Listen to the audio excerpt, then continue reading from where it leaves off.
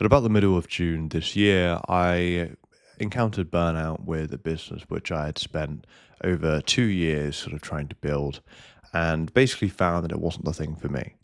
And so I basically got rid of all my clients, refunded them, and tried to basically, I guess, start over. And I had to brainstorm for quite a bit to figure out the more so thing I wanted to do. What I found with my business is that things were very repetitive, it was boring, I was doing the same thing over and over and over for hours every day. And I knew that that wasn't for me. And in the end, I then landed on the idea of, okay, well, I want to do something that's more creative. I want to be able to build meaningful projects, which I can appreciate, but also others can appreciate, others can see the value in. And that eventually what led me to one of the ideas being making video games. Now, to give you some context, I've been making video games using AI. So I'm not your traditional game developer. But over, the hours I've been spending, after about 300 hours of putting time into making video games with AI, I was able to release my first video game demo. And this journey so far has been really inspiring.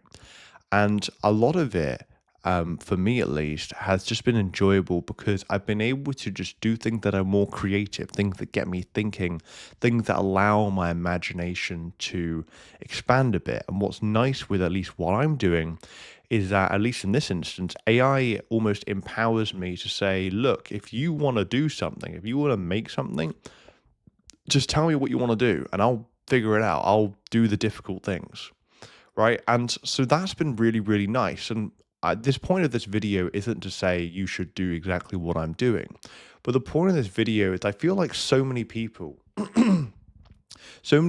don't have just that much of a spark anymore. They don't have as much hope for the future anymore. Things just always seem negative and frustrating, which, that is obviously, a big part of life. But I think what's helped me at least is that now that I've got something of a North Star, something that I like wake up and I'm excited to do, right? And don't get me wrong, like there's always some level of challenge, right? Like there's always challenge. I think a lot of it that I found is picking problems that you want to solve. Different people want to solve different problems. And I think if you're not solving problems that are interesting to you in the slightest, then you're really just going to struggle. And I sort of found this especially with the business I was doing. And after that business, I realized, right, I don't want to do repetitive things. Right, I want to do something that, is more interesting. And what I learned is that through that action, through the over 2 years of action, I figured out, well, the only thing I really enjoyed was making systems using AI and making automations, right? Because that required a bit of thought and creativity for me to go back and forth with AI to say, how can I automate this and how can I figure this out, and just building systems. But the big part of it is like I couldn't figure this out without taking action on things as well.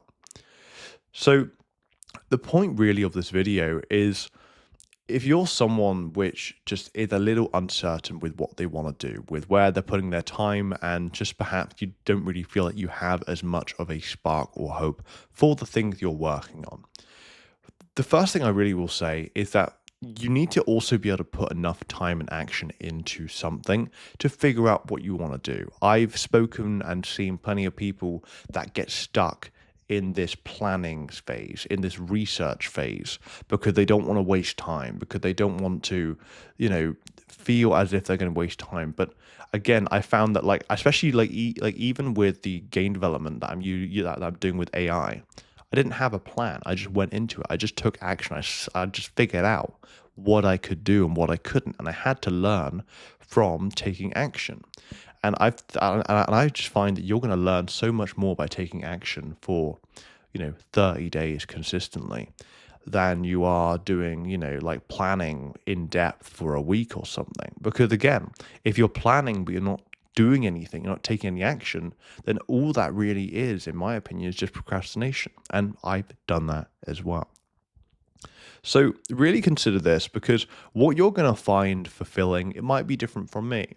But I know for me, at least, it's been things that require more creativity, things that where I can build on, that are projects that ideally are also evergreen, things that people can appreciate and find value from time and time again, which is why I'm focusing on things like YouTube, but also making video games, because I think those two things at the moment align best with my interests and just going from there. But again, I think a lot of it is being able to take action and figure out what you don't like so that you can better align your efforts to things that you might like, and so on and so forth.